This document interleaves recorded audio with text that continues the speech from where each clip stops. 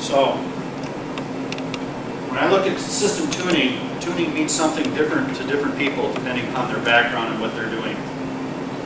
As I said earlier, most people when they're tuning, they're looking at optimizing the program or the code itself. Application tuning. And here they're one-sided, they're only looking at one thing, one application in the system. Again, always fix your application first, optimize it as much as possible. If I'm CPU bound and my 200-second job is taking 2 weeks, I'm not getting any work done and I'm wasting those CPU cycles on barrier synchronization, for example. I'd rather fix that problem than add more CPUs. Okay? So code optimization is what most people do. That's where most of the work is going on. A big issue here is that a lot of the scientific codes out there are still written for Cray vector machines. And the way they nest their loops and stuff like that are designed for vector word processing of the data. And once they move that loop onto a cache-based machine, you have to look at redesigning the way that loop is laid out, how it's nested, and the dimensions in the order that you do the dimensions. For example, a three-dimensional array may go X, Y, and those are in sequential strides, but then when you go through the Z dimension, you're pinging through the data such that you're missing everything and you're not able to hold the data in the cache. So on a vector machine, that wasn't a big issue, but on a cache-based machine, it is. So those are the kinds of things that you worry about. And when I get into application tuning, there's a book out on TechPubs on optimization. Unfortunately, to most people, optimization is pure CPU optimization. There's very little on memory and very, very little on I/O. Most people are tuning on the CPU side, reducing their CPU time. Basically trying to get their CPU service time as short as possible. Now the second thing in system tuning is system use optimization. As my systems get bigger and bigger, I'd like to make sure that I'm using it.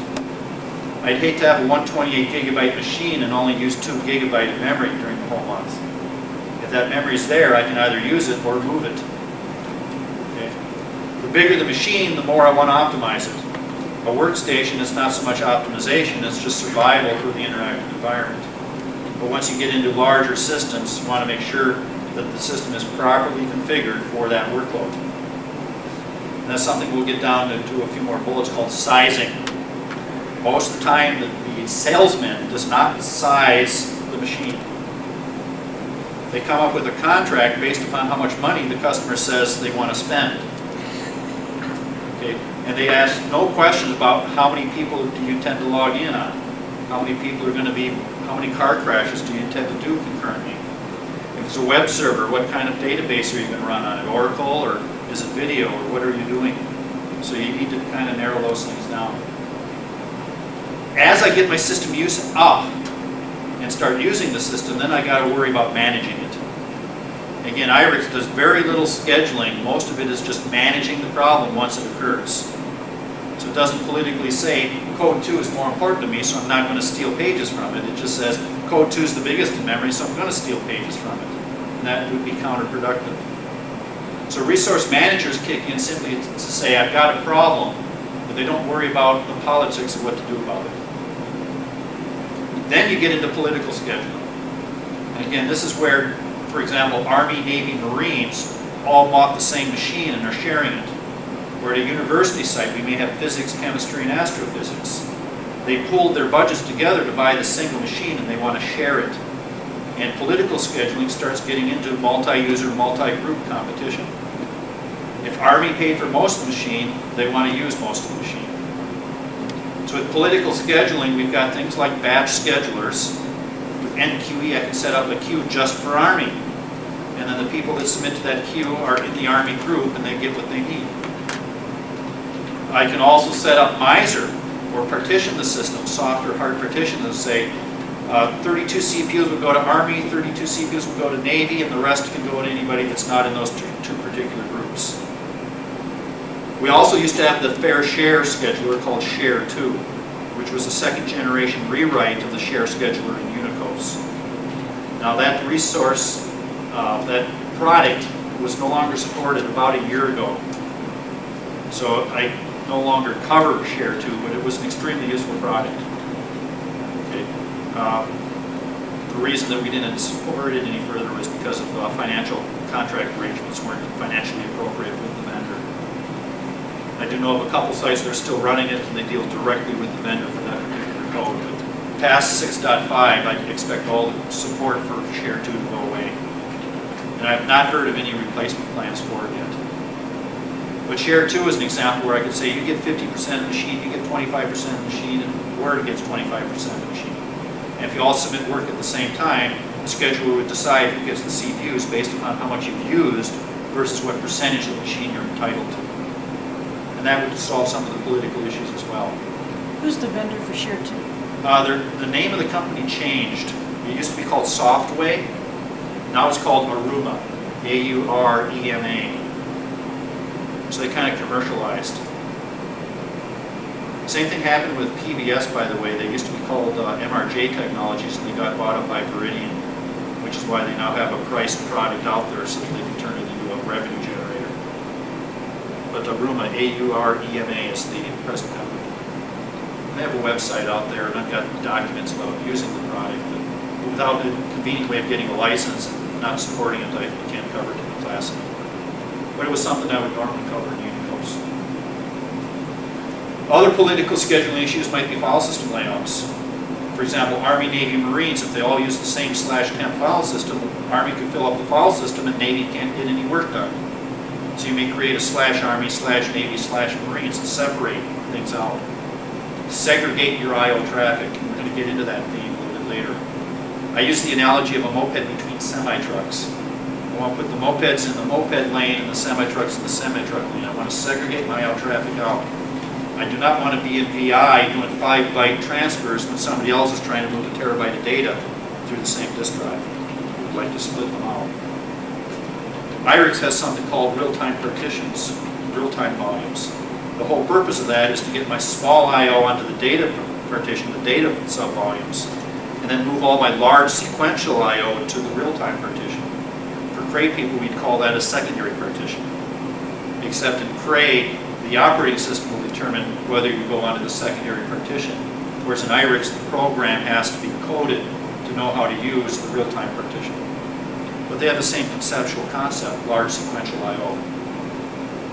So those are some political issues that you have to deal with. And if you can't do it by software, then you get to simply cite policies. A lot of sites do not allow interactive access to the compute server, including database servers and web servers. Why can't you log into a database server and do what you want? Because then the database server cannot get predictable resources. I come in and do VI in a large file, and now the database engine doesn't have any memory to operate anymore. So a lot of sites do not allow interactive access into the server. And for a batch interface, that means submitting from my workstation into the origin. Now in this class, we're going to log into the origin and submit from there just for convenience. So I don't have to have you install NQE off on your workstations. Okay. But Chevron or some of these oil sites that Janet I know used to support, I'd get in there and one person would be mad that somebody else was doing text editing on a number cruncher. And they're saying, I'm trying to get my oil simulation, my oil reservoir simulation done, and you're writing hello mom. Okay. Those are policies. Do I allow interactive access or not? Now, up until 658, we had to enforce it by rules, simply saying, please don't do it. But we now have what's called User Limit Database, ULB, or ULD. The User Limit Database says a particular user can or cannot log in interactively. So my administrative support people could log interactive to debug things, but my batch users would not allow interactive access. So the User Limit Database allows me to control, on a per user ID basis, interactive and batch limits. And I could say you can log in interactive and use 50 seconds of CPU time, but if you want more than 50 seconds, you have to use a batch interface. And that's also one of the reasons I'm using NQE in this class, is because it supports User Limit Database right now, and none of the other products did. It also supports Cray accounting and supports Miser. That's the only reason I'm using NQE in this class right now are those three features: User Limit Database, CSA accounting, and Miser. Okay. If the other products were to support them, and I could get past the licensing, I would probably use PBS or something. Other site policies may also include file system policies. In my data center, we have temp and ptemp. Temp is scratch with a 1-day retention period, possibly scrubbed on reboots. Whereas ptemp is not designed for bandwidth, it's designed for large capacity files. So my data center ptemp has a 7-day retention period for your large files, and then it gets scrubbed.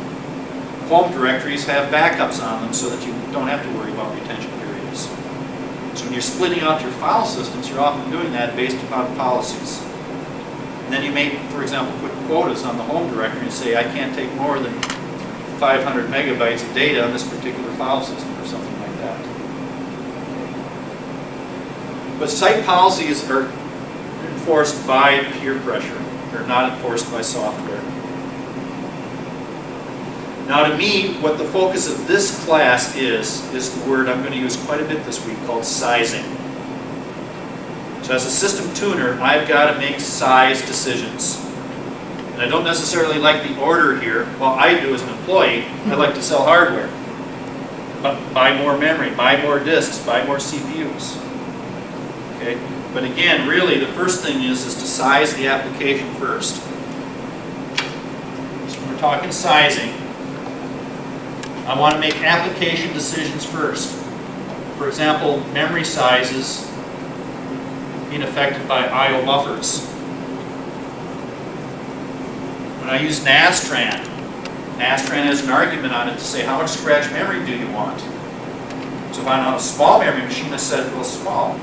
If I'm on a big memory machine and it's important to me to run this Nastran, then I can up the scratch memory of Nastran, and then it's got more scratch memory and less I/O. So it's not as much of an auto-core solver. And most auto-core solvers have that ability of saying how much scratch memory for the data that I'm reading in. So if I got Nastran as my most important application, I'm at General Motors, I'm vibrating these cars, I may get as much memory as possible and use as much of that memory for my applications. Okay. So that's an example of a sizing question.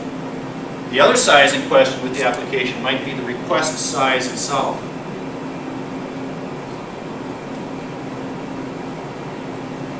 If I'm moving a terabyte of data, I do not want to do it 1 byte at a time. I want to chunk up this data. Now here's a little clue, because I'm going to ask you this later. The friendly I/O request size for IRIX is 64 megabyte. I'm going to use the analogy later in the class about a fire bucket brigade. We've got all these buckets that we fill with water to put out the fire. We hand the bucket to the next person. The common bucket size within IRIX is 64 megabyte. So if I fill 64 megabyte into these fire buckets, I'm efficiently using the buffer space. If I do a 32 KB transfer, I'm going to waste half the memory. I'm still going to have a 64 KB buffer within memory, but only put 32 KB into it. 64K or 64 megs? 64K. If I said meg, I was wrong. I said meg. I got to listen to myself, sorry. You're right, 64 KB is the friendly request size. How many people built striped file systems? A lot. What's the default step size? 128. 128 what? What are the units? That's it's blocks, right? Or Yes, it's, block is It's blocks. it's blocks. quantity of I think it's So blocks. xcalc, 512 512 bytes to a block. So I'm going to take 128 times 512 bytes to a block. I get 64 KB. So striping is defaulting to a 64 KB transfer. Okay, so this is what I mean by sizing. If I up my request size for Nastran and say let's do 64 KB transfers, that would be better for it. Or I can even up larger than that. If I go to real-time partitions, I can go larger request sizes and stuff. This is going to be a real important thing for us to understand. If I'm doing lots of little I/O, like credit card transactions, I can't get 64 KB worth of data on a credit card transaction. There's not that much information in there. So there I have to drop the size of the operating system down to match the application. But my first question is, can I up it in the application? I'd rather fix the application first. But if I can't, because of the nature of what I'm databasing, then I want to drop the sizes of what the file system can configure for it down to what that application is trying to do. So this word sizing, I'm going to be using quite a bit. But the first thing was to size the application. Okay? And I just gave an example using Nastran where I can affect request sizes and memory footprints. The second thing then for sizing is to size the OS. And this is usually system. Now, every operating system out there, when the developers release the operating system, they know they have to cover generic, middle of the road, safe for everybody. 64K byte was picked as a middle of the road. The video market would like it larger, the database market would like it smaller. Your job is to identify what direction you want to go. And PAR, for example, is going to give you your request sizes. So I look at my PAR data and say, it's 4K byte transfers. I talk to the developer and they say, well, we're databasing 4K byte records. I can't up that. I can't buffer more at a time. So then I got to drop things down. Okay, and with Systune, there's going to be a lot of parameters, particularly in file system buffer cache, that we can adjust. So what I'm trying to say is when I release an operating system, we pick a middle of the road that we think is safest for everybody. And then the system tuner's job is to profile and characterize what their particular site needs. I could have two Oracle database markets that are databasing two different things. I could have Oracle databasing email that's 1,000 byte standard text email. And I could have another one databasing video clips. Those are completely two different stories in terms of what I'm doing. Okay. So that's what I mean by characterizing my workload, figuring out, am I reading more than writing, writing more than reading, am I doing lots of little I/O, large sequential I/O. Now when you get into a university site, you're running everything. And that's where you get into the trade-offs and saying, okay, I'm doing lots of little I/O and a large sequential, I should, if they're important enough, create separate file systems for them. Otherwise, I'm saving money at the cost of performance by putting them into the same file system. There's always trade-offs. Okay. So OS tuning is really what we're focusing on this week, and being able to recognize what the application needs to be able to size it to that application. So the stripe request issue. If I took 10 disk drives and striped them 10 wide, that would be 10 times 64K byte. That would be the request size that my file system has been sized for or designed for. And if I'm doing 4 byte transfers into that 10 wide stripe group, I'm going to have very poor performance on it. The striping is not designed for lots of little I/O. It's designed for large sequential I/O. After the OS, then we've got our load level. And this is a batch interface. So with NQE, which is also NQS, PBS, and LSF, I can set up limits and say, I do not want more than one program that's over 1 gigabyte in size to run on my machine. Then the users have to declare how much CPU memory they need. And then the batch interface says, well, that's more than I have available. I'm going to hold you in a queue until the memory's there. Okay. There are other batch interfaces. I'm just listing the main three, NQS, PBS, and LSF. Another common one out there is called Kodi. That's very rare. And then the last thing we can size is the hardware. Of course, somewhere in here was expectations as well. I mean, when I went to Disney and they were complaining about their performance slowdowns, it was due to I/O because of the way their NFS server was set up. And I had to reset their expectations and say, you're running your file system 98% full. And they'd say it's a big file system. I'd say it's still full. And that was a case where they really needed to spend money on disk space, but their expectations weren't set. They weren't convinced that that was going to help them until they spent more money on the analysis than it would have been for the disk drives to help the problem. And that's where a lot of sites are getting to nowadays as well. They don't even want to spend the licensing on these things. The cost of the license is the cost of another Linux node or something like that. So we're starting to see a lot of people going towards free PBS and spending the money on the hardware rather than on licensing all these software batch interfaces that are licensed by a number of nodes on the system and stuff. So if I've got a 128 CPU system, I pay more for it than the same product for a single CPU system. So a lot of customers are getting away from that and spending their more money on hardware. And as I said before, the biggest thing is don't oversubscribe. That's the #1 rule with IRIX, is do not overcommit, which means for your CPU, there's something called SAR-Q should be less than the number of CPUs you have on your system. For memory, no swapping. For disks, 70% full is my threshold before I say I've oversubscribed that disk drive. When I get to Disney and they're 98% full, I know I've got a problem. You want lots of headroom in these file systems. At 98% full, I'm not going to get a video movie in a contiguous allocation on disk.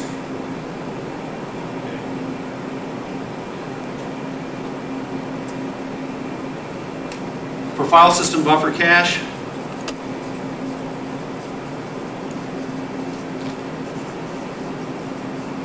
we don't want all the buffers busy.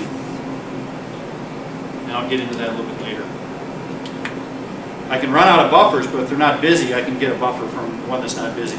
But if they're all busy, then I have to wait. And what happens is the interactive user gets marooned by scientific applications.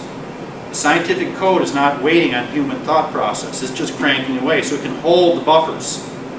Buffer cache is a least recently used algorithm. If I keep using it, it won't be taken from me. So the interactive user gets marooned because I can't get back to the data in clock periods like a scientific code can. So that scientific code is doing very good, getting very good I/O wait times, very, very low I/O wait times, and I'm waiting 20 minutes for a man page. So BuffView is going to help me in this area, and SAR is going to help me in the other areas. And I'm not going to talk about networks or anything in this class, but networks again have a bandwidth issue. And again, lastly, expectations to workload demands. That's what I had to do at Disney, was explain you're running your file systems full, you're running RAID 5. I recommend 4 times the disk space. Go to RAID 01 for your home directories. Don't go striping real wide because of the nature of the I/O going on in the home directories. If they were doing video in the home directory, then I would create a real-time partition so that the video work was on the large sequential real-time partitions. And then my little I/O and my inodes and VI hello mom type stuff would stay on the data partitions. Okay. So you say that striping is not good when they do a lot of I/O. That's what you say was small. It depends upon the type of I/O. Striping is designed for bandwidth. If I'm doing a 4K byte transfer like a credit card transaction, striping will hurt me more than help me. Striping is designed to take a large request, break it up into pieces, and send the pieces off in parallel. Okay. If I have a 10 drive system and I write hello mom 10 bytes, striping won't help me. It will hurt me. Okay. So typically in home directories, I have 1,000 byte files and stuff like that. And it would be bad in my mind to stripe in home, unless my users are running codes in home. And then I would try to create a real-time partition and get the large sequential I/O onto its own file system. So for example, if I were saving movies in my home directory, the real-time partition would be where all my movies went, and all the inodes and other stuff would stay on the data partition. And then the RAID device, the striping, would be appropriate for the real-time partition where I'm doing large sequential I/O. And then I would avoid striping for my data partition. Okay? So just keep in mind, striping is designed for large sequential I/O. If I'm not doing large sequential I/O, it's not going to help me. A stripe width of 64 KB means I've got to do multiples of 64 KB to break that request across all the drives. If I do a 32 KB read or write, it won't get broken up into pieces and it won't be distributed across the drives. Okay. And today is just introduction to these concepts. We'll be coming back to them. So, my basic approach, I do the same drill every time. I have to start off with an inventory. Then I do my performance evaluation. Now, when I'm doing a performance evaluation, I always like to look at CPU first, memory second, I/O third, and lastly networks. But that's not the order that I solve my problems in. So I have a particular drill. I'm going to do CPU first, memory second, I/O third. I'm basically going to go like this. CPU memory, disks, buffer cache, and then lastly take a look at the applications. And if I don't have I/O, if I don't have accounting data, I may not be able to tell a whole lot about the application characteristics. That's the hard part. So we're going to go through this process. When I'm looking at the metrics, back over here, Jim, I'm interested in 3 types of metrics initially. The first one is how busy is it? Or utilized. Every time I look, is it being used? So what percentage of the times that I look do I have the resource busy? CPU utilization, memory utilization, disk busy. Okay, how busy is it? The second thing I'm interested in is queue length. How many things are using it? I could have a system 100% busy with one program using it, or 100% busy and 1,000 programs using it. Those are completely 2 different stories. So I need to put those 2 pieces together. I can have high utilization and a queue length being high means that I've got wait CPU or something like that going on. The next 2 metrics that I prefer then are my service times and my wait times. I myself look at the wait time first. Because as a system tuner, that's what I can influence. And then lastly is my service time. So for each of these 6 resources, we're going to go through them. How busy, how much are they being used? How many things are trying to use them? How long did I wait to use it? And how long did I actually use it? Those are the key metrics that I care about. And I kind of missed it here, but the 2 resources that I skipped over here was my networks and inter-process communication that we saw a little bit earlier today with semaphores, shared memory and stuff. There is something that sometimes confuses me. I have one client that he called, and it was a very simple system, and they were running this application, and they say, why my percentage of CPU is at 50%? And he had like 4 CPU, and he was asking me how I can make, to use the 100% of the CPU. Is that possible that you can make an application? You're going to have to multi-thread it or something. It depends upon the application. And this does happen. People will buy a multi-CPU system and run their application, and the application does not know how to use all the CPUs. Right, I think that's what was happening actually. So you could run 4 copies of the same program and get the utilization up. Or we can go into 3 types of threading styles. OpenMP, MPI, or pthreads. Okay, and that requires recoding the application. Oh, really? Yeah. Okay. So the application has to know how to use multi-CPU systems. But we've had people buy multi-CPU systems and then not want to pay for it because they're not using all the CPUs on it. Because they didn't realize that their application has to be coded to understand how to do that. Okay. And we'll get back into that particular metric with Tom on utilization. So, my performance evaluation, I look at CPU first, memory second, then I look at my disks, then I look at buffer cache, then IPC and networks, and then my applications. At that point, I've drilled down into the data. Because when I start getting my applications, I'm then going to profile them with things like SSRun, perfx, and par. SSRun will tell me about CPU and memory, par will tell me about the I/O.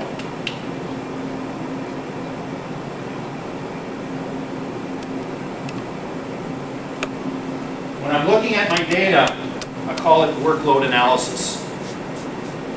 Some of the systems out there, I can get 1 million accounting records a day. That's why a lot of people don't know how to use the accounting data because there's so much data there. Now, I've got a shareware tool I call SPV that's going to go into that accounting data and give me top usage reports and stuff. So it's like going to my checkbook and looking at a year's worth of check registers and trying to figure out where'd all my money go to. I use MS Money, so every time I write a check, I balance my book with my computer. And then at the end of the month, I can say where'd all my money go to. That's what workload analysis is like. It's like an accountant going into a business. And you're going to create accounts for all your major categories of resource consumption. Okay. In my case, we've got 5 categories. We've got code 1, 2, 3, and 4. Right now I'm going to put them each in their own category. And then we have the interactive users.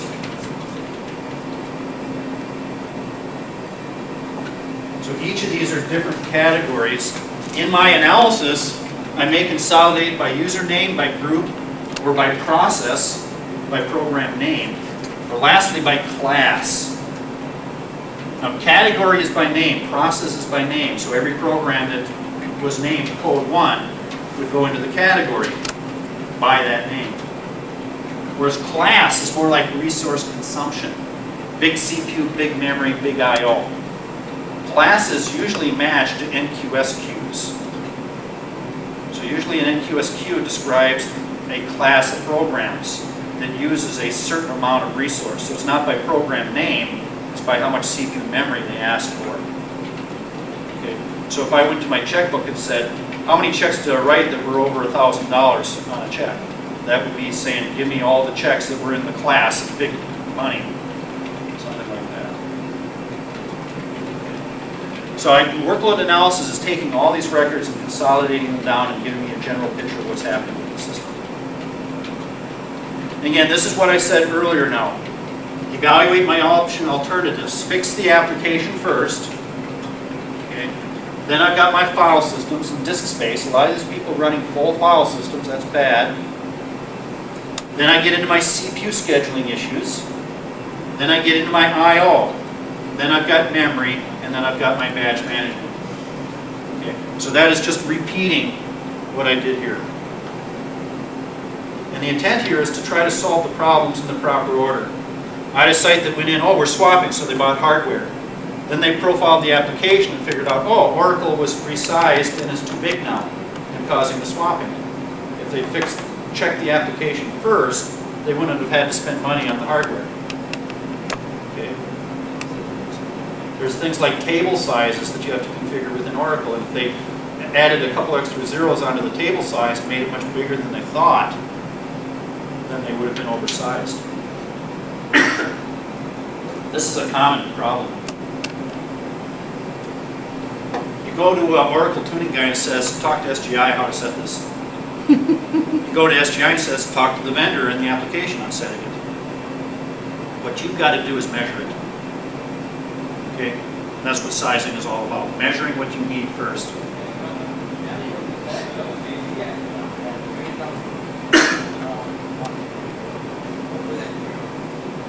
So I'm trying to document a step-by-step methodology. A lot of people tuning just jump into the middle of it. And with experience, you can jump into the middle of it.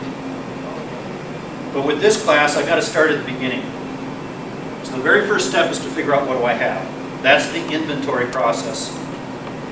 And again, I had that eSysTest script that I talked about to make that first step real quick.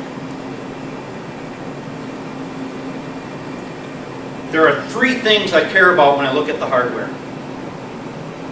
3 things that I care about. Go back over here. So during my inventory process, starting off with HINV and a whole bunch of other pieces I may run, the first thing I want to know is how much do I have?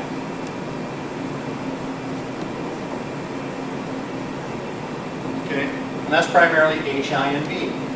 Number of CPUs, memory size, disks. Okay. How much?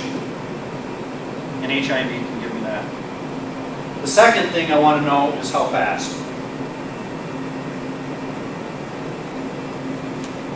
Now there are a variety of different metrics for fast depending upon what resource you're talking about. For example, latency, bandwidth, megaflops, or MIPS. This is stuff that you look up. This is the technical specs. So how fast is something with an old 3000? I'm going to have to go to the technical specifications for that particular product to figure out how fast. Okay. If I get a new disk drive, I got a disk drive for my laptop. First thing I did was go to the web page for IBM for that drive and figure out what are its characteristics. What's its bandwidth, what's its latency, those sorts of questions. The technical specifications for it. The third thing that I care about in terms of my hardware inventory is how is it put together? I've got all these CPU memory and I/O components, and I put them together into a system. Okay. So, for my CPU, we call that the architecture. The architecture describes how the CPU is built. How do we put all these registers together and functional units and stuff like that. For memory, do I know what we call it for memory? The topology.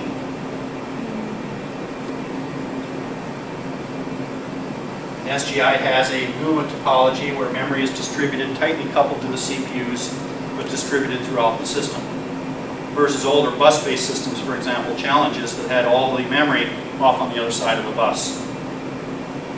So we've got what's called a hypercube topology that we're going to take a quick look at. And the Origin 3000 is also a hypercube, but there's more CPUs per node card, basically. Faster clocks, more memory, and more CPUs to a card per node board. For disk, we call it the geometry. So with the geometry, I'm interested in how many sectors per track, how many tracks per cylinder, how is that disk drive put together? And if it's a RAID cabinet, how are the spindles in the RAID cabinet been put together? So if it's striped or things like that, that is a geometry question. Now the geometry questions are sizing questions. If I'm going to do I/O, let's give the disk drive an I/O request that maps into the characteristics of that disk drive efficiently. Okay. So we're going to apply this afternoon after lunch, but basically all I'm saying is, how much do I have with HIMB? I have to know the specs for the hardware that I've got, because it's always changing these days. And I got to figure out how is the system been put together. Okay. And again, I have that bsystest script that's designed to make this quicker. bsystest actually came from Cray benchmarking in Unicos, and then I implemented it in IRIX. But imagine the benchmarker that gets this great benchmark, then the customer comes back and tries to recreate it. And you can't, because you didn't save enough information about the configuration. So the intent of bsystest is to be able to reconfigure or recreate that configuration a year later. And then hopefully get the same results. Give it the same. That's something that is available to us in the back? No, it's within my shareware toolkit. And I'm going to show you several things. Unfortunately, this should eventually go into ESP. But if, for example, mine gets file system geometry information that ESP doesn't yet. So I really need to do an RFE to get all my bsys stuff available through the ESP interface. So I can see what's your allocation block size in the file system, what's your fragmentation metrics like. Every time I get into a case study where I get burned because I missed something, I go back to the script and say, I should have looked here in my inventory process. So that's something that we cannot send like to the customer to run it? You can send it to the customer, it Like just run- won't be on their system. Yeah, but you can send the script and then... And then get that's the data cool. back. Yeah. Now, yeah, it's going to give you everything you need. Now I've got a Tickle GUI. We've got two sites that are behind firewalls. So I've got a Tickle GUI that I'm going to have them run in their system and then pull all the data back, which will include the inventory as well as the instrumentation and baseline. So we've got two people here that are interested in looking at their machine, and I intend to look at their data. And I'll walk us through that. Okay. Just going back though, my first thing was, what do I got? Okay. My second step is what you were asking. How do I know what matters to them? What are the applications that are running? What is their subjective complaint? If they're complaining about interactive response, that's different than batch throughput. So I got to figure out, if I improve your inactive response, is that going to make the database engine slower? And make them aware of that. If they say Nastran is running slow on my machine, at least I know what to look for. So there's got to be some customer interview that goes on during the performance metric process. Again, my two favorite are number of carriage returns before my prompt comes back as a test of the interactive responsiveness of the machine, or how long a batch job took to get through the system, what the elapsed time or wall clock time of the job would be, or turnaround time. Two different ends of the spectrum. If I'm on a database server, what's the kind of metric I care about? Transactions per second, for example. Web server, hits per hour. Okay. If it's a send mail server, how many emails can it handle in a given time interval? If I have a spam attack going on out there, somebody spamming my mail server, how much can it handle before it starts backing up because the file systems can't keep up? So different markets have different performance metrics. In our market, the compute server market is like jobs per day and what's called the expansion factor, which is wall clock time over service time. I'm going to come back to that. But a very common metric is wall clock over service time. Service time is how much work I actually did. Wall clock time includes the wait times. How long I waited for disk because somebody else was using it, or waited for a CPU because somebody else was using it. So when I take my wall clock over service, if they're 1, that's good. As my wall clock gets higher, my expansion factor goes up. I'm just going to use EXP. So my expansion factor goes up as my wall clock goes up. Service stays the same, and my response is degrading. I'm losing throughput because now I'm spending time waiting on CPU, waiting on memory, waiting on I/O. You use Timex as your means for your timer? Timex is fine, but we're going to use the system side of that same data, which is the accounting data. Accounting data. My problem with Timex is I can't depend upon all my users to send their Timex data. But you're exactly right in my concept of time to solution. But how they get that time to solution is what we're discussing. So I can get it from accounting data, or I can ask them to tell me. I prefer to just get it out of a global log. But if I'm on a web server or database server, they probably do not want accounting on, because they don't know what to do with it, for one thing. Okay. So anyways, once I know what I want to measure, then I have to, how they get that time to solution is what we're discussing. So I can get it from accounting data, or I can ask them to tell me. I prefer to just get it out of a global log. But if I'm on a web server or database server, they probably do not want accounting on, because they don't know what to do with it, for one thing. Okay. So anyways, once I know what I want to measure, then I have to instrument the system to collect that. So by the end of the day, I'm going to go through all the instrumentation stuff, and we want SAR as a minimum. I'm also collecting Performance Copilot. 3 types of accounting systems, just so that I can compare them. I would normally use just one, but I'm running all 3 so that I can say the number looks bad here, let me compare it to the other system. Okay. Your screen just went away. If I'm using PCP and I'm a web server, there are probes so that the web server can input data to Performance Copilot. Same thing with database engines. So that would be additional instrumentation that includes licensing fees and stuff like that. So now Oracle can actually export data and say, here's the transactions per second that I'm getting. Information like that. A couple other instrumentations that we're going to talk about as we go along. After I've got the system instrumented, I like to run it for a while. I really hate to troubleshoot a system when I've got 5-minute samples. If my jobs typically take a week, if I go to General Motors, 80% of them run within 8 hours. And then there's 10% that run in 24 hours, and there's 10% of the jobs that take a week.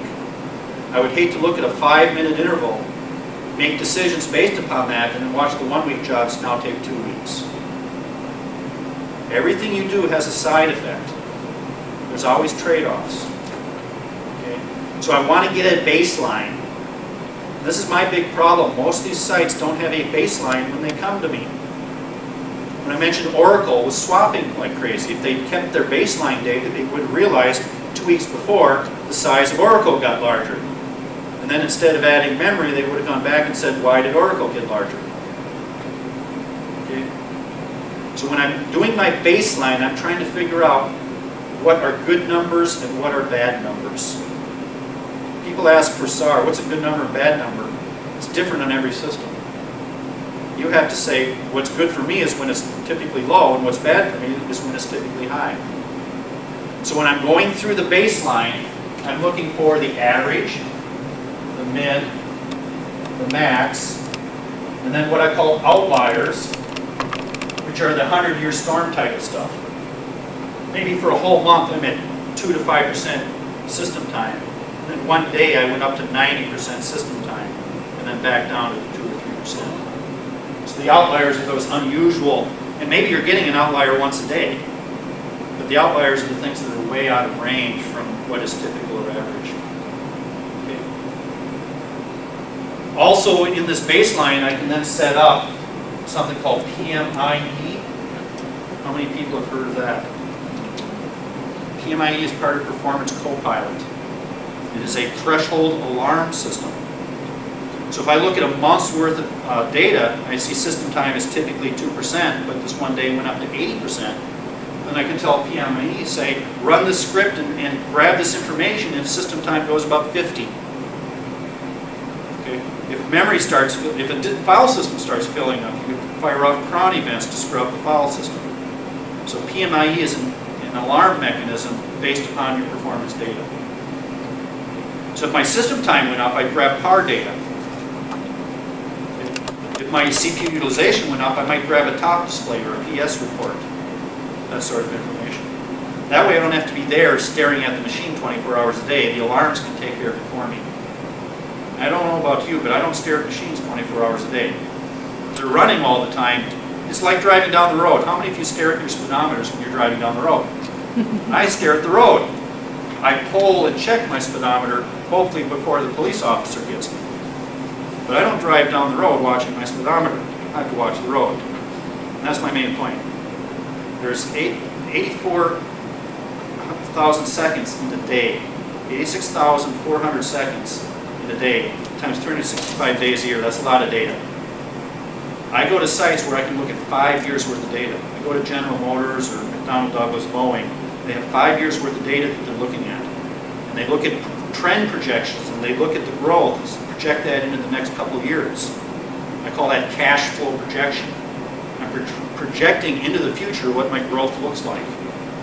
And then I can be proactive and say, I'm going to be maxed out here in 3 months. I better start my procurement process for the next machine now so that I can supply my users with the quality of service that they expect. That makes sense? Now anyways, a lot of tuners start straight off with the monitoring system use. They say we've got a problem, they log in, they start looking at the system. And what I'm saying is that they've lost perspective. I'm saying, great, drill down into 1 second samples, but realize your job may run for a week. And I want to look at an interval larger than the job that I'm looking at. So as a minimum, I like a week's worth of data. If I can get it, a month's worth of data. At General Motors, at a minimum, I need a week because the jobs run for a whole week. They start them on Friday and they get done the next Friday. Things like that. Okay? So a lot of times people will skip over the baseline, they lose their perspective, and during the perspective they got good numbers and bad numbers. So they know what's typically happening. And then when they look at the system live, they've got perspective to say, system time is at 80%. But during the last month, system time was at 2% except for this one event. Okay? And that was the problem at Oracle. They didn't have a baseline. They logged in, saw swapping, added more memory. If they'd had a baseline, they would have seen, a week earlier, our applications weren't that big, we weren't swapping, there was plenty of memory. Then they could have identified Oracle got changed that day, and then identified whether that change was appropriate. If it was, adding more memory was good. Okay, but if they upped the table size and accidentally stuck a couple extra zeros in there because they didn't know what number to use, they could have gotten real big, and then adding the memory cost them money and didn't give them anything. So that's, Are we gonna learn how to set up SAR to give that historical data? Because I don't know. I know that I have heard people who do that. on our machines right now, just do a check config SAR on. Okay. So if you get a customer with a performance complaint, ask them to do a check config SAR on first. And then that gives me my baseline for 7 days. By default, I get 7 days worth of data. Oh, okay. And where is that? Is a file that says? Yeah. Let me save that. Okay. Okay. We'll get into that today. Okay. They need to check the fix R on, and then they need to execute it so it starts collecting, don't they? No, the INCINET script will simply put a reboot mark into the file. All you need is the cron event. Now during the reboot process, that INCINET SAR script will write a Unix restart message, but that's all. I'm just saying this though, if you just go into a machine and check and fix SAR on, you need to either reboot it or start it to get it to collect. No. The cron event will occur. All you need is a check config SAR on. Okay. No reboot required, nothing else. Check config SAR on is the only thing you need to do as a minimum. But when you do that, it's collecting 1 hour samples during non-prime and weekends. And on a compute server, you usually want it to the same interval during the whole week. So my second step would be to change the cron tab. But there's another chapter for that. Let me save that. We'll get wrapped up for lunch here. But no reboot required on that. Okay. My only point though is too many people firefight. They drill into the problem, look at a 5 minutes interval and say, here's my problem, leave, and a week later the workload has changed and that problem isn't a typical problem. They overreacted to something that was not a normal situation. Now benchmarkers can get away with it because they know what they're looking at. They bring up Oracle and they run their benchmark. They've got something specifically to target. But in the real world, you don't have that ability. The other step I have here then is to figure out my classes. This is just like an accountant going into a business and saying, how do you spend your money? So in my situation, I have 4 classes. This is going to be an I/O class, this is going to be a CPU class, this will be an I/O class, this will be a memory class, and this will be an interactive class. Okay. So my classes are creating my big buckets. So I talk to my support staff and say, what are the applications you're running? And they say, we're running Charm, Nastran, Gaussian, and Abacus. Okay. And then when I go into my accounting data, I can figure out, are they big CPU, big memory, or big I/O? How do they fit into these different classes? It'd be like me plotting on a plot the size, the amount of money I write in every check.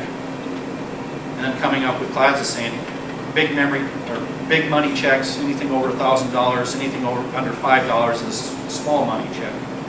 And I can write 1,000 $1 checks, but I can only write one $1,000 check. Okay. And that accounting data is extremely useful for that. Now once again, if I'm on site, I'm on top of all these steps. If I'm supporting the same machine and that's my job, I'm probably monitoring this stuff every time I come in Monday morning and look at the prior week and be proactive, be ready for the problem before it actually becomes a problem. But at some point I'm going to pick an interval to do an analysis. Now benchmarker turns the machine on, throws the workload at it, workload finishes, and then they look at that interval. Maybe a user calls up and says, yesterday, Monday at 3 o'clock, I was getting 20-minute waits on a man page. So you may be going in for an interval based upon some user complaint. But at some point you pick an interval and start looking at it more closely. But when you pick an interval, you want to make sure that this is a typical interval. If I'm running Nastran and my customer says Nastran's what I bought the machine for, Nastran should be in that interval, not mom's budget or fine or something like that.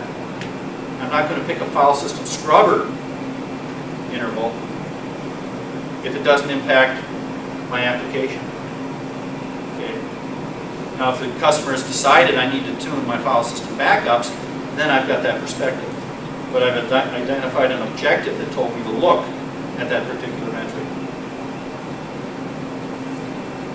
Once I've done my analysis, I have to figure out what is my objective. What am I trying to accomplish? If I tune the system, what do I want to see get better and what's going to get worse?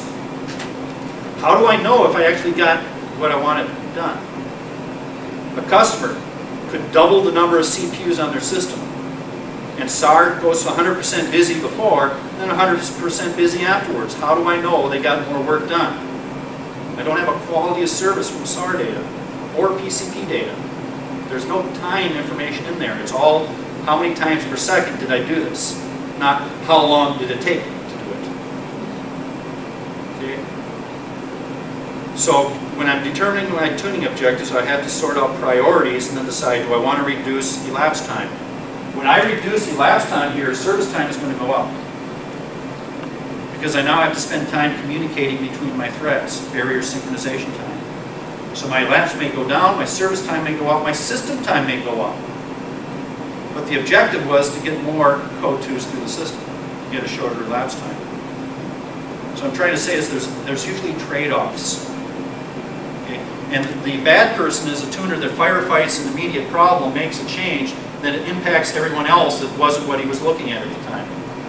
And interactive response gets better, but now my weather model doesn't come in time for the weatherman to get onto the news with it. Okay? We need that weather model at 5 a.m. so my news reporters can start showing it on the morning news. Okay, and that's a very critical situation. So from my objectives, I then have to figure out what are my options. Now basically, I'm breaking it out into elapsed time components. So everything I do when I'm looking at the data is saying, what is it costing me in the time domain? If I see any of those SAR utilization metrics go high, I know there's going to be effect from it. So I'm basically breaking out my time, my elapsed time to solution into CPU service, that's the time spent executing the program. Then there's also CPU system time. That's in the kernel doing system calls or handling interrupts. Then we've got CPU wait time. I'm runnable. If there were CPU there, I would connect to it and do my calculation. But there's more programs than CPUs, so I have to wait. How long did I wait for a CPU? So if I do a man page, and it takes 20 minutes for the man page, I want to know how much of that 20 minutes was service time and how much of it was wait time.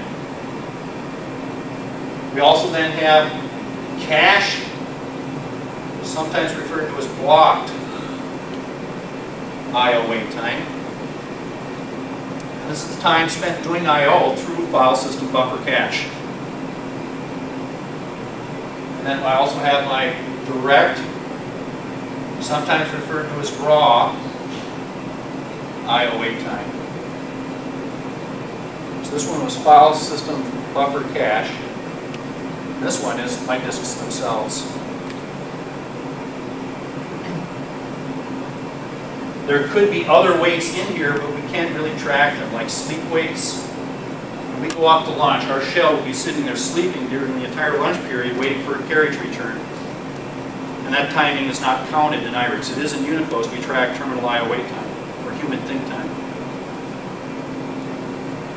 But these are the three, as a system tuner, that I have influence on. CPU weights, which is going to be a scheduling issue. File system buffer cache, which is a memory number of buffers trade-off. I can make the buffer cache bigger, but then I run out of physical memory. And then my disk I/O. And this is where I get into file system layouts, get into striping versus concatenated file systems, things like that.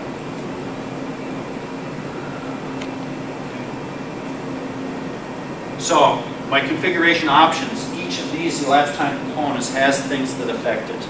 And that's what we're going to start into Wednesday morning, is how can I influence these things. For service time, for example, man page PE_environment is a good one to point the customer to, or the end user. Documents, multi-threading, environment variables, things like that. System time goes back to the application. You have to recode the application. System time is driven by the application's system call activity. Now, Mountain View developers may be improving the system calls themselves, but as a system tuner, I cannot change kernel code. So we're not interested in how I can improve the kernel code. Anyways, after all that, then, this is what we're basically doing this week. We're going to play around testing it. We can do mathematical simulations or models. So I can take a given workload, throw it into a model, and say, what if I go from an 0200 to 0300? What's that going to do to my workload? I can predict it scientifically. Simulations are what you do before you even have the hardware. For example, we're doing simulations for Linux, IA64 type systems, things like that, as the systems are being built. And what we're doing here is experimenting. So we're just going to take the system and play around with it. And lastly, most sites do have to create some sort of report giving their recommendations and submit it through some sort of user group that says it makes sense to buy more disks and create separate file systems between Army and Navy, for example. So usually you go dedicated, prove your theory, and then submit a report saying here's what I recommend and here's why, and here's what it's going to cost you. So I want to take a lunch here, but this is just listing some of our tuning objectives. These are efficiency-oriented objectives. So when I'm system tuning, I'm saying, am I efficiently using the resource? So tomorrow we're going to talk about these two. Wednesday we'll get into I/O 8 and disk space, and then Thursday we're going to get into CPU utilization and memory utilization. Again, I'm putting these in the same order as up there. CPU first, or actually fix the application first, take care of your file systems, take care of your CPU, then take care of memory. Not all goals can be reached at once. I can increase NBUF. That's going to take more memory. Now IRIX, if I want the memory, I can push it back down. So IRIX has a floor and a ceiling to this buffer cache. If I raise the floor, then users can't get back that memory. And I'm going to talk Thursday and Friday about the NBUF parameters and how I can control the floor and the ceiling in my buffer cache. Anyway, the next set of objectives are really politically driven. Trying to accomplish political scheduling goals, that would be where Army, Navy, Marines each paid for a third of the machine and they want to have a third of the machine. If somebody else takes it from them, then they're mad. They paid for it, but somebody else gets to use it. Throughput of a time critical application might be like your weather model, having to be back at 5 in the morning. If it's back anywhere from 5 to 9 a.m., then you're in trouble. You want it to come back at 5 a.m. every night. Some sites will run work based upon resource requirements. For example, they may run big memory jobs during the weekend. And then during the week, they don't want any paging to swap because interactive users get impacted by it. So they don't run their big memory work during the weekday, but run it on weekends, for example. The last couple are really trade-offs. Increasing the number of interactive sessions. If I'm AOL and I've got people logging in as an ISP provider, I have to support a certain number of users on that particular server before it has problems. That is different than improving interactive response. I could have one user with good response or 100 users with poor response. So those are two different trade-offs. Remember what I said before. Busy, queue length, and wait time. So queue length would be how many things interactive users are logging in, and then the wait times are my responses. What's my interactive response like? Now I may be tuning for those on a university machine, but maybe my university machine also does batch work and they're doing chemistry simulations and stuff like that. So I may end up improving my interactive response but watching my throughput go down. My 4-hour job now takes 8 hours to get through. And now I'm getting less productive work done. And that's when we start telling people to not do editing or logging interactive to a computer server. Because then we can control the workload much better. So I may increase my total throughput, the number of car crashes per day or something like that, or I may simply have to balance between the two. What I tell people is to tune for batch first, because that's your bread and butter. So in this class, I want to tune for code 2, because that's the politically important application. If that means interactive response gets bad, I will reevaluate that later, but I'm saying get your bread and butter applications as fast as you can first. And then as you back off to be able to give interactive response, then you can find a middle point. Or decide, I'm not going to allow interactive users on this machine. And again, to me, real-world tuning really means correct political decisions. I can tune, see a particular metric get better, but the accounting data shows that the amount of work they're getting done is getting worse. Okay, so I can tune and get interactive better, but now the number of cars crashing in a day is worse. I have one less car crash a day or something, things like that.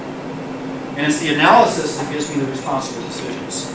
And SAR data does not give me per user or per program information. And that's why, to me, SAR and accounting are actually an algebraic equation called Little's Law. When you get into performance modeling, those are the two pieces you use to solve for the third component, which is how many of these things can I run before I exceed my capacity. So SAR and accounting are actually other opposite sides of an equal sign on an equation called a utilization law. And there are packages out there like TQ model. You feed the numbers in and it runs it through this equation. And the TQuest product collects SAR and accounting data, feeds it into TQ model, and then I can predict things. I can say, what if I double the number of CPUs? What if I cut the number of jobs in half? What if I did this or that? You can play what-if games in that scenario. So this is what I was just kind of summarizing here. Again, in this class, I usually skip over these things, but this is trying to say, what are the different things I can do in my different elapsed time components? We're just going to get into these a lot more specifics. So swapping, IO weights, NQS weights, TCP weights. As I've said before, I could double the number of CPUs, watch CPU utilization stay at 100%. How do I know they got more work done? Did their backlog of jobs that are queued up get shorter? Are they getting what they wanted? And that's the first thing you got to ask a customer in their inventory process is, what's your quality of service metric? And is it the correct metric for your application server type? So if they're an Oracle database engine and you're talking about interactive responsive LS, you're not looking at the proper metric. Okay. Anyway. So our trade-offs are trade-offs between price, performance, reliability. Can I support it, and do I get right answers? And me, I don't care about right answers in this class. I want to get as fast as I can get it and then go back and compare the data. For example, optimization level 3 on the compiler will truncate and round my numbers. So that will introduce some numerical errors.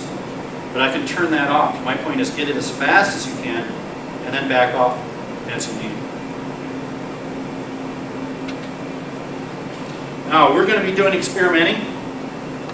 We're going dedicated. I'm allowing anybody to log into the machine during the week. So it's an open system. And it's real world. Anybody can submit their work at any time, whenever they want. So they're interactive users trying to use it, and then we're going to be creating problems during the week. And one of the things we're going to try to do is subjectively compare what I feel interactively with what the numbers are showing me. So I can have high load levels with good response, or have high load levels with bad response. I'm going to play with the numbers and create bad-looking numbers and show you one thing's getting good and another thing's getting bad. And it's the accounting data that's going to confirm that. Now, when I set these parameters, I like to use extremes. I do not like shades of gray. The reason is to reduce the number of experiments, the number of permutations. If I can go 100 at a time up to 600,000, I may be doing 100,000 experiments. So I'm not going to go 100,000, 110,000, 120. I'm going to go from 100,000 straight up to 600,000. So I take a big end. Maybe I'll go from 100,000 to 600,000, then down to 20,000. And then from those three ends, I know where to narrow down. Okay. So I'm using extremes on my parameters just so that I can see the effect big enough and reduce the number of experiments I have to do. I'm also going to change more than one parameter at a time. Now that's counterintuitive because then you don't know what caused the change. But in IRIX in particular, a lot of these parameters interact with each other. And you won't see the effect unless you change several at a time. Now I've already kind of detuned the system. The one thing that I did was with NBUF, I dropped it down real low. That's the only thing that, other than instrumentation, that's the only thing I've really done to the system. I had to kind of undo things from before. But anyways, I could miss the effect of a parameter because of a different problem or a different bottleneck. There's a list of additional references. Just leave that alone. I want to just see if 2 came up okay. Anybody tried it? 659F. Oh, jeez. So I'll have to figure out why.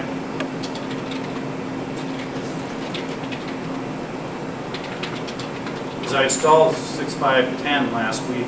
Oh, it's still coming up in root G. That's my problem. So let's take our break, and then I'll get us back to the proper route.